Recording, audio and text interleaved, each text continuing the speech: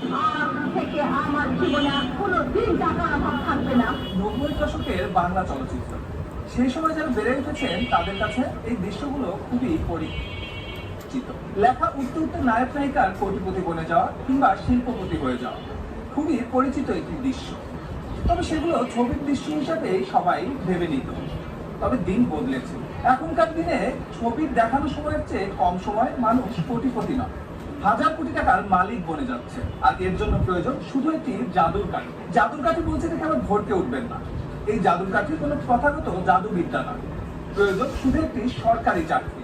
যে সরকারি চাকরিকে আমরা জাদুর কাঠি বলছি, সেই সরকারি চাকরির সঙ্গে একটু পরিচয় হওয়া যায়। সরকারি চাকরি সাধারণত 20টি গেটে হয়ে থাকে এবং এই 20টি গেটের প্রত্যেকটি গেট ধরে আমরা সম্পদের একটি হিসাব দেওয়ার চেষ্টা করব। ঢাকা শহরে একটি 7তলা বাড়ি করতে আমরা বিভিন্ন সংগঠনের সঙ্গে কিংবা যারা আসলে এগুলো নিয়ে কাজ করে তাদের সঙ্গে কথা বলেছিলাম। তারা আমাদের যে হিসাবটি দিয়েছেন সেটি হচ্ছে 7তলার একটি বাড়ি করতে ঢাকা শহরে ন্যূনতম 7 কোটি টাকার প্রয়োজন আছে। আর এই 7 কোটি টাকার মালিক হতে একটি প্রথম গেটের সরকারি চাকরিজীবী যিনি, তার 75 বছরের আসলে বেতন প্রয়োজন। তিনি যে বেতনটি আসলে তার গেট অনুযায়ী পেয়ে থাকেন।